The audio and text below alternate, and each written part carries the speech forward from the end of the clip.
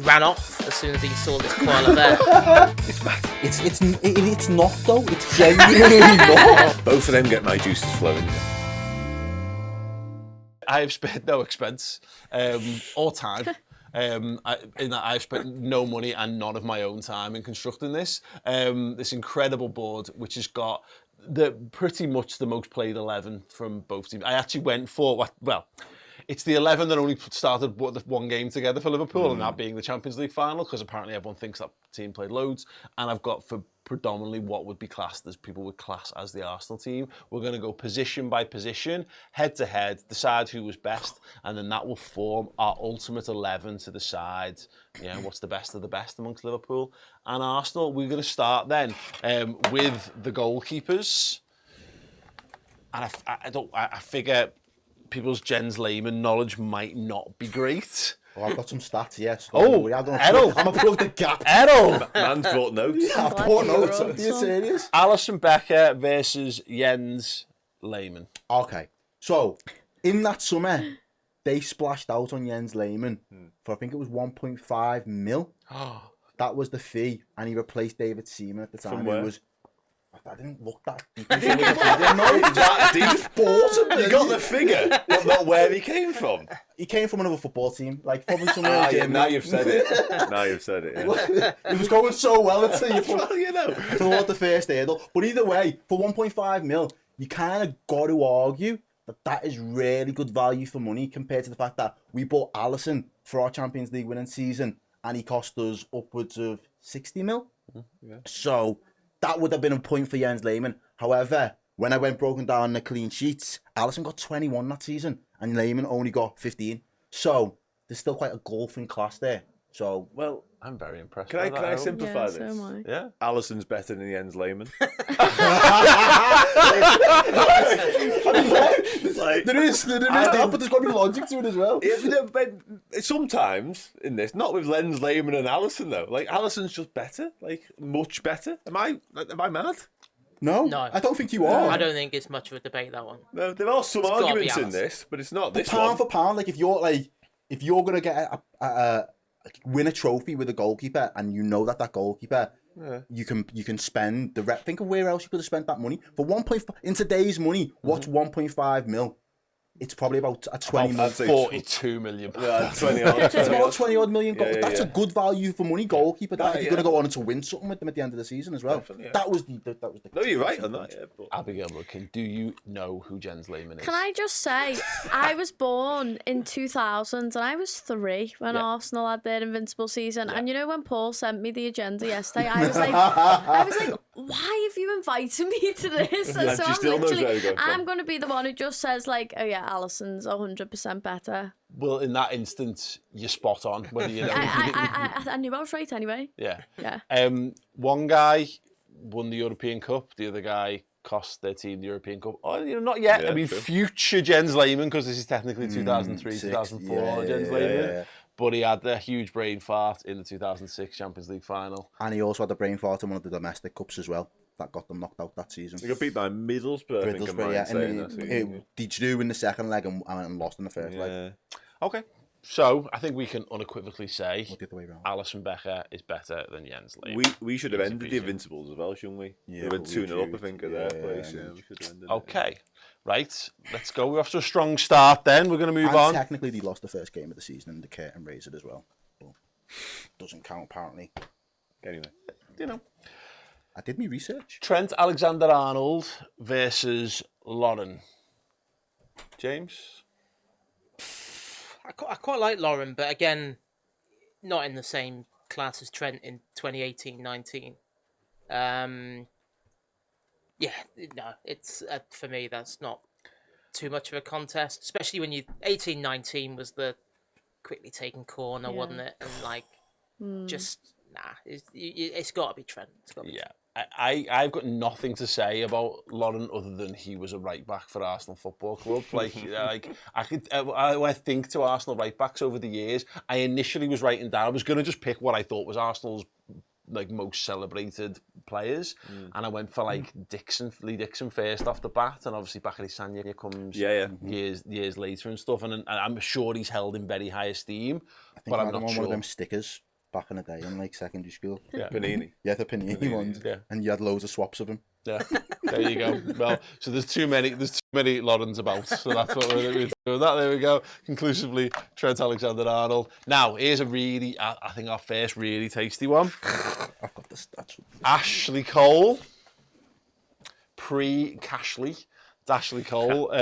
This is Andrew Robertson. Dan? Me, yeah, this is among the toughest calls, I think, in this one, to be honest. Because Robbo, world class, absolute elite left back, but Ashley Cole was he a bit pioneering in a way of that left back role alongside your Roberto Carlos's and your Cafu's on the other side and Dani Alves as well on the other side. I think he kind of made the role what it is today, Ashley Cole, in many senses, and certainly in the Premier League at least. So I think I'd probably just. So I think I'd probably just have to give it to Cole, and that's with a heavy heart because Andy Robertson is an outstanding left back, and he was in that season, and he's continued to be. But Ashley Cole was really, really good. Is that because of his offensive side of his Both. game? He had everything. Much like Robbo has everything, in my opinion. We can question Trent defensively, but Andy Robertson has everything. But Ashley Cole is outstanding in all departments as well. Yeah. So he's a good creator of chances. He was superb. He Go was, on, yeah. Errol's leading us to something. No. You just activated my trump card. In that season, Ashley Cole only got 3 assists. Like, so it's nothing to write home about. Do you know what I mean? And I rate him. He's a good player, and again, I get the pioneering aspect of it. Yeah. But Andy Robertson, in the season we're comparing him to, he had 11 assists in the Premier League. This is just Premier League stats alone as well, you know. That doesn't surprise me too much, to be fair. Okay. Doesn't surprise me a massive amount. But you'd still pip him. Yeah, I would, yeah. Interesting. I tell you what, we need to know. I think we might need some audience interaction on this because I think it is. I think tough. that is a real tough one. It's almost 50-50 for me, that. Yeah. I always think Ashley Cole gets kind of like, I think he's quite disliked. He was quite widely, wasn't he, in terms of just, there was stuff about, didn't he say he nearly crashed his car when he got Arsenal's contract offer, didn't he, which at the time was like an outrageous sum of money, and like, how dare they only offer me 120 grand a week when no one was earning anything like that, weren't they? And then crossing London in the way he did. So I always think that kind of overshadows actually that he was.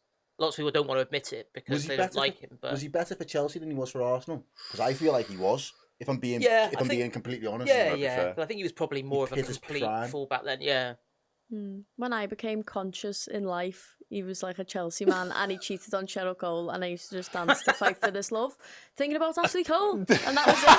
So my contribution goes to Robbo. Yeah, well, that's a good I one. think that's fair. I think that's a valid Have you got answer. that on your stats? Actually, Ashley Cole.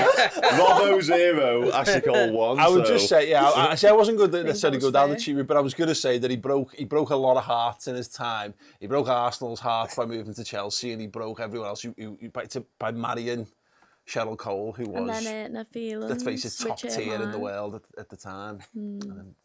Shock. I'm gonna look. If I read the comments here, a couple of AJ says Ashley Cole all day, best left back in the Prem era. Bowser Jr. says I love Robbo, but Cole wins.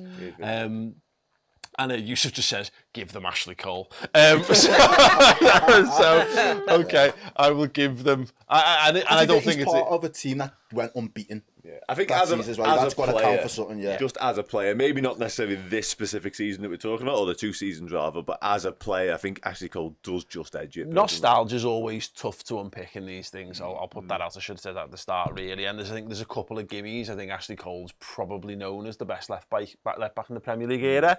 There's a very good chance in 5 years' time people look back at Andy Robertson and go, actually, it was Cole then Robertson, but I'll give it to Cole. Okay. Which centre back do we want to do next? Virgil or Joel Matip? Go warm us up first. I think Matip first. Okay. Yeah. We just done a really tough one, so let's... Joel Matip or Colo Touré? They're both hilarious. Can I start off with that? They're both absolutely hilarious. Both of them, yeah. They're both like marauding forward when it's completely unnecessary. They're both like getting involved in attacking situations that they don't need to be involved in. But yeah, it's Matip, isn't it? I think on his day, I think it's Joel. Colo Touré was brilliant, by the way. I think it's Matip for me. It is. Yeah, I think he might still be underrated then if we're going to have this conversation. No, I'm You Colo? I'll let everyone else say first. Yeah, I think it's a tough one. I love Colo. I must admit, like I can't off the top of my head remember exactly what he was like that particular season, but yeah, he was just such a great fellow when he was at Liverpool. I think my favourite Colo story was on one of the pre-season tours when I think it was in Brisbane, and they had one of those player kind of turn up and shake hands with people, and there was a koala bear there, and he was he ran off as soon as he saw this koala bear. He was just like, I'm not going, like, wouldn't go near it, and he was just like, I'm not going near that. And then obviously koala bears are quite, it's not like being asked to like have a boa constrictor around your neck or anything. It's like, and then they come with some nasty germs, them koala bears, don't they? Like, don't want to get too close. He's not a big fan of eucalyptus. Yeah, he just said, and then he did the press the following day, and he got asked, what was the issue with the koala bear yesterday? And he went, I just can't handle any animals. He said, we've had a dog at home for years and I've never touched it. Any animals? Any? He just said, I'm just not very good with animals. Yeah. I've never known anyone not be good with animals exclusively. That's a new one. Has that tipped your opinion on anything? I'm giving it to Matip for that reason. Yeah. It's Matip. It's not though. It's genuinely not. Like I love Joel Matip as well. Like, he's quality. But if you're talking about which of those two centre backs was a better footballer, Kolo Touré was definitely better.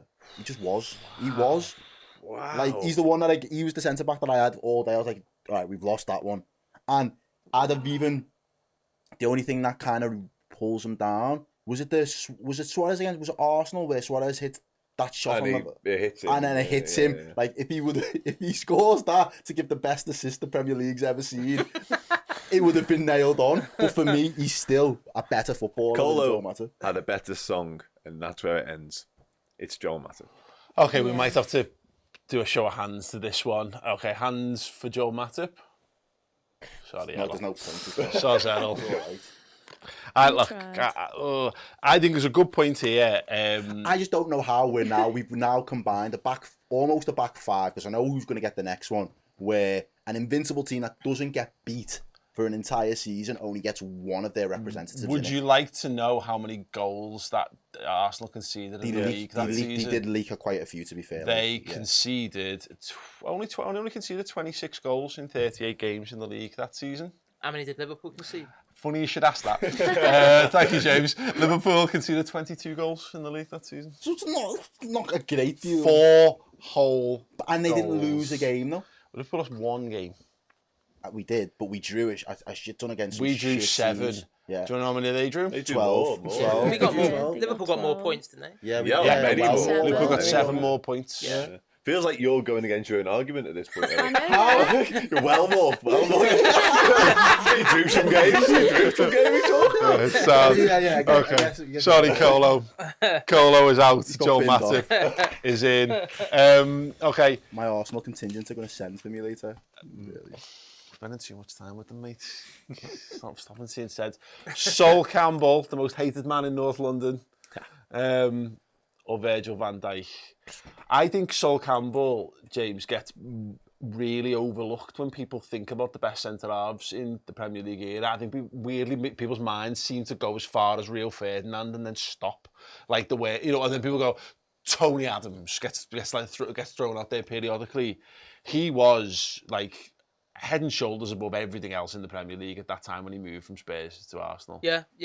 I'd go along with that. He was quality. Probably in a similar way to Ashley Cole, maybe in terms of because of some of the decisions he made, burnt his bridges with people, and probably doesn't get remembered as in kind of the light that he probably should be. But in saying that, I'm still not picking him in this team because that's Van Dijk's first full season as a Liverpool player, and when you compare Liverpool defensively pre-Van Dijk and post-Van Dijk is,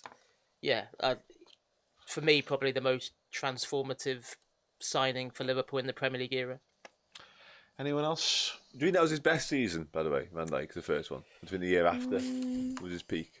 Probably, maybe the year after. Yeah, but he yeah, was, I mean, he the year was after. brilliant that season as well. No, I think we're right. Sorry, Go on. I think we're right to give Sol Campbell a lot of credit in this because he was an outstanding centre back. I actually don't think he's done himself a huge amount of favours in how he's viewed in the public eye after his football career's finished. His managerial stuff hasn't worked out, and he's been quite open, let's say, about why the reasons are behind that, which is fair enough, and he's entitled to his opinion, but it hasn't done him any favours, I think it's fair to say.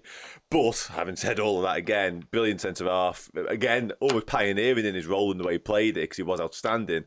But it's Virgil Van Dijk, I mean, a phenomenal footballer. Didn't Virgil Van Dijk win the Player of the Season as well? But yeah, in the Prem. Yeah. For us. Yeah, he did. So, yeah, nailed on. Sorry. Nailed on. Sorry, Sol Campbell. There we go. We've got our back four then. Trent, Joel, Virgil and Ashley. I'm sure there's Arsenal fans. Their caps lock could not be any more. If there was a way to double caps lock, it would be double caps lock right about now. But there you go. Kind of wish I'd written my little title out slightly more sensual. I don't know if did I say this on the show? Unfortunately, I wrote it in permanent marker. So that's not going anywhere. Okay, let's move on. Let's do DM.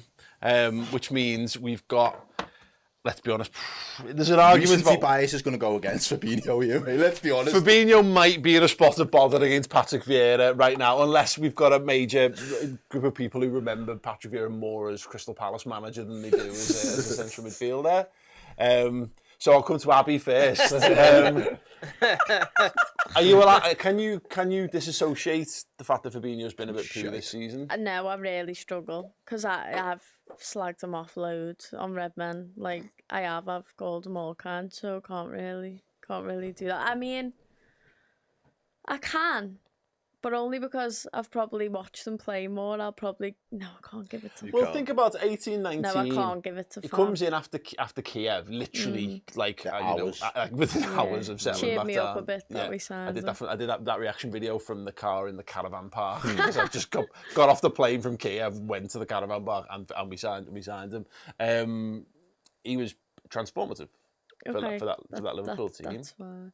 So you're more than welcome to do Fabinho shouts. No, I won't. I'm not going to do it. Everyone's giving me dirty looks.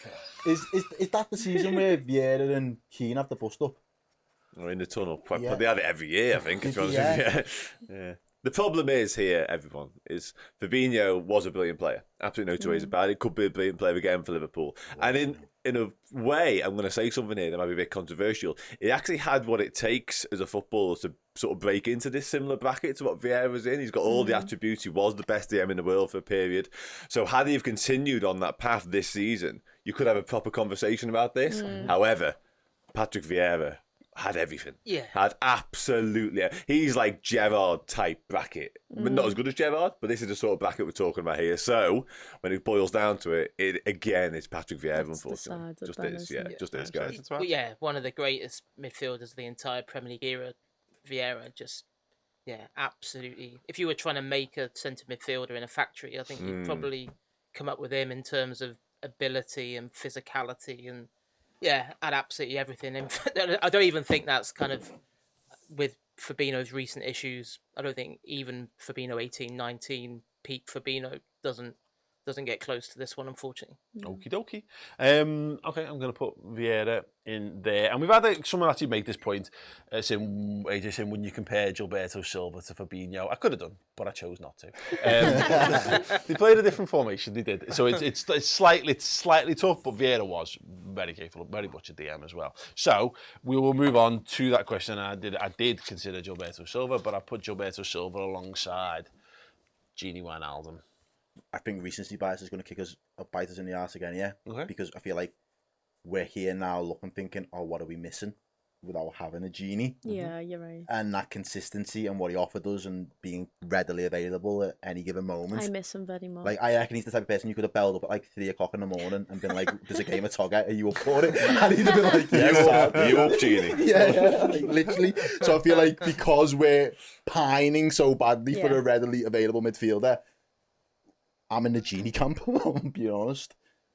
I am. And the headers against Barcelona. Like Gilberto, Yeah, exactly. Gilberto was really, really good, especially in that season. He was outstanding for Arsenal. So you're probably right, and I might well fall down on that myself. But I think we're going to forget. Like everyone remembers Patrick Vieira, everyone remembers Sol Campbell, Ashley Cole the same. But he was one of the underrated members of this team, and he was phenomenal for them. So there's definitely a conversation. In many senses, it's actually a good argument to have with these two, because Wijnaldum was often underrated and overlooked by Liverpool fans whilst he was here. It's only now that he's gone we're all pining for him. And in many senses, Gilberto is overlooked a little bit for Arsenal, so it's a good conversation. Yeah, 2018-19, Gini Wijnaldum makes 47 appearances, all comps, 5 goals in that time. Again, not necessarily what you're looking for from those players, though. 304, 45 appearances, all comps for Gilberto, and 4 goals. So there's not loads to put between them. James, wanna? Yeah, that's a tough one. I don't have that many memories of Gilberto Silva, really. That's the problem. Under the radar, again, similar, Just not, but for that reason, I'm going Wijnaldum. Okay. Yeah.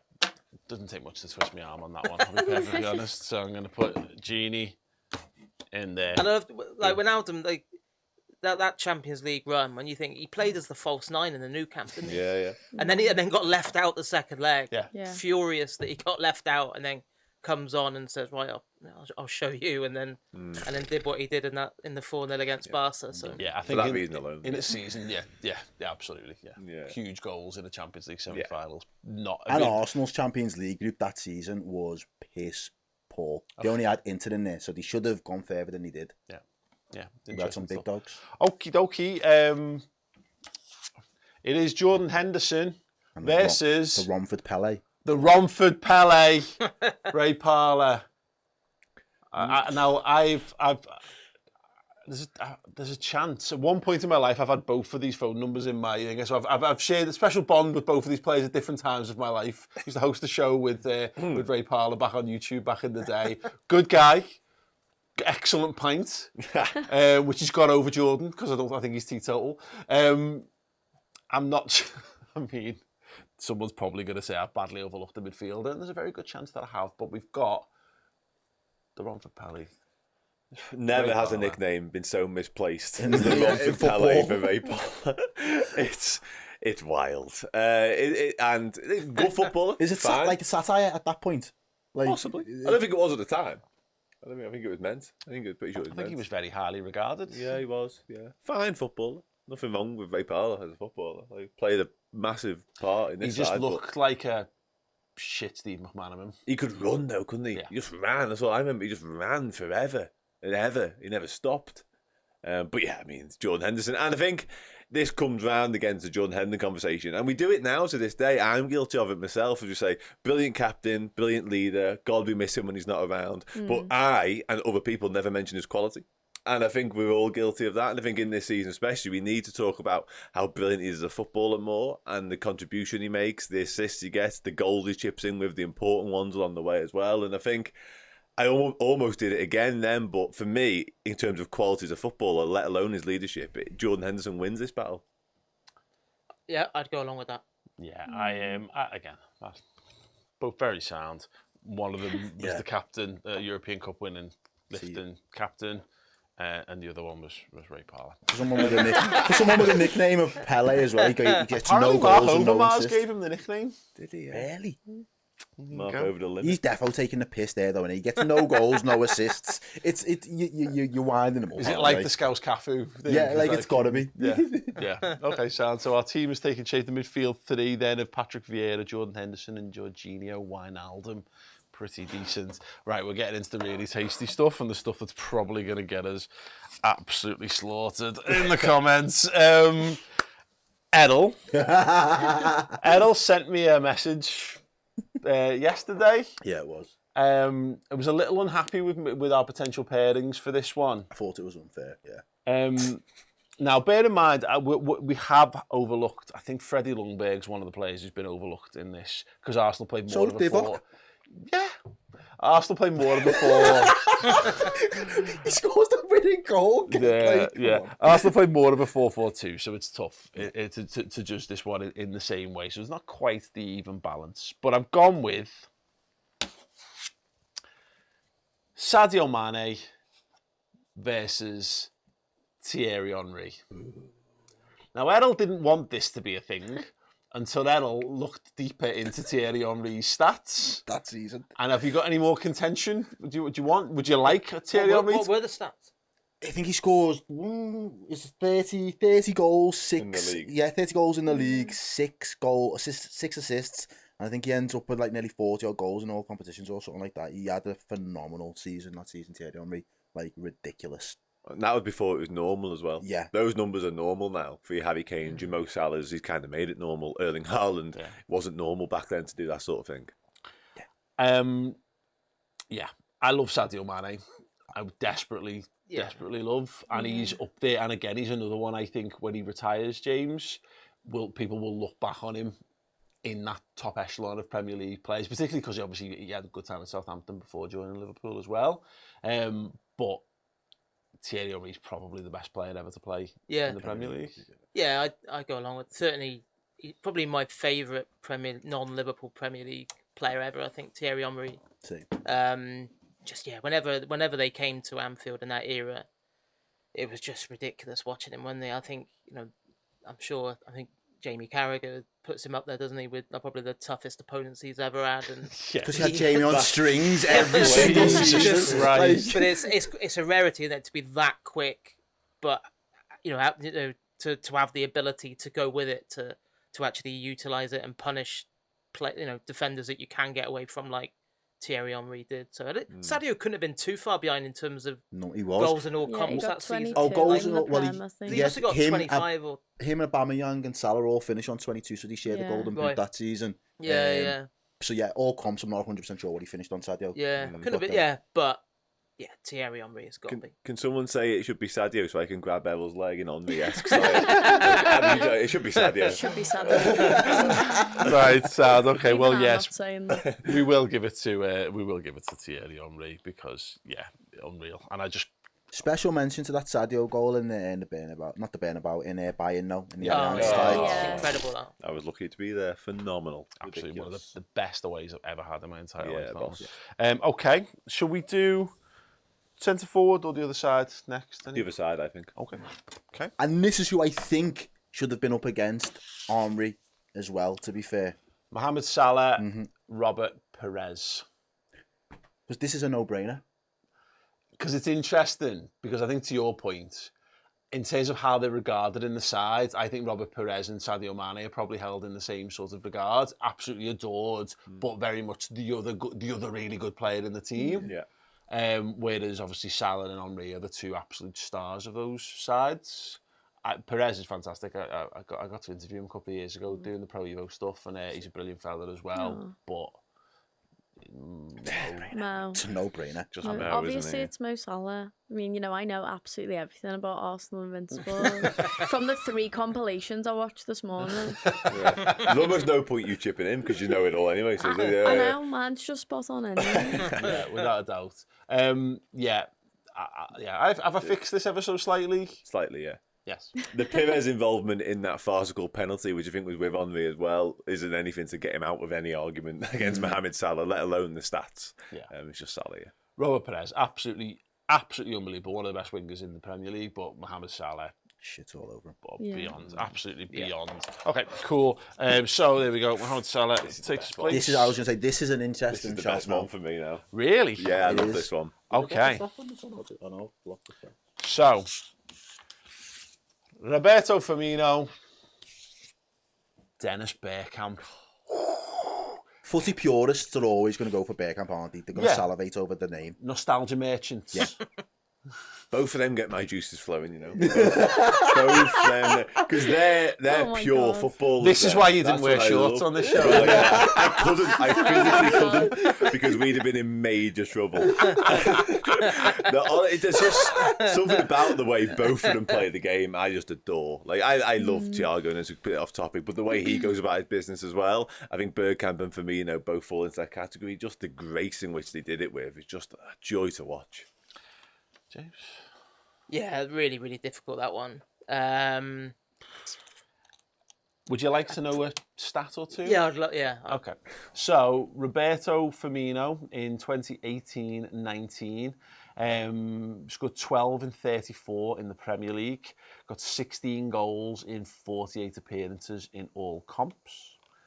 Dennis Bergkamp made a grand total of 38 appearances in all competitions, scoring 5 goals. Is that all that season? Just 5. The most he ever scored in a Premier League in a season for Arsenal was 22 in all comps. 16 was the most Premier League goals he ever scored in his whole time in the Premier League. Really, yeah. So that shows how freakish what Henry went on to do. But he wasn't. But he was the linchpin. Yeah, he in wasn't it. so much the goal scorer. What was the assist? Has he got any assists in that season? I haven't got that to hand. To hand, yeah. That would have been a useful stat. Yeah. If the Newcastle goal was among those 5 goals, though, then that makes up about 10 more, because that is one of the best things I've ever witnessed. The touch. He didn't mean it. Do you not think? Is it that the one where he touches it and just volleys it? Well, he touches it round and goes the other way. Which Which was the one he scored at the World Cup that was ridiculous as well. Yeah, that was a volley, wasn't it? Was that against Argentina? Yeah, that was the one that he then did a slightly worse version of against Leicester, right? Where he pulls it down from over his shoulder and then opens the body up and sticks it. I mean, hell of a player. Again, absolute legend of the Premier League. But I've been banging this drum all season, long before I knew Firmino was leaving Liverpool, that Bobby Firmino he should be thought of like Bergkamp and like Zola and like those type of players who didn't score 1 million goals, but you were just blessed to see them in the Premier League for that time. But if we're going on individual season performances, Bobby Firmino scored more goals.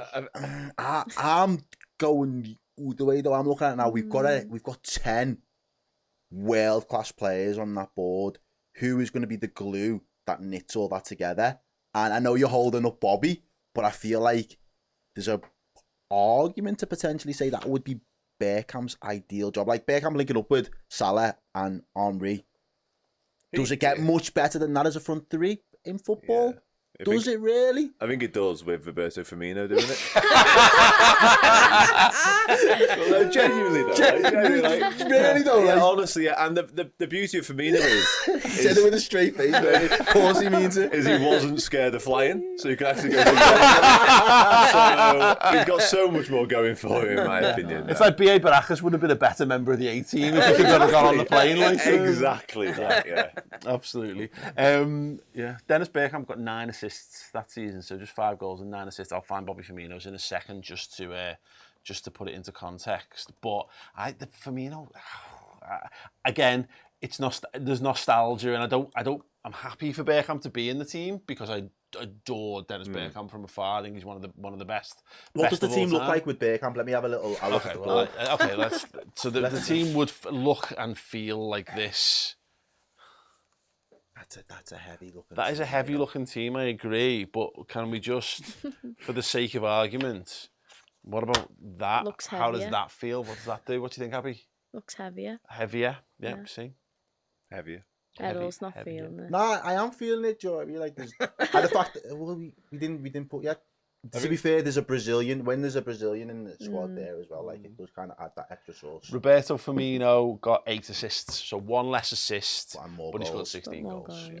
Yeah. I think we should let James That's the decide. thing. Yeah, Casting James, vote go on this one. Casting Firmino. vote. Yeah, Firmino. there you go.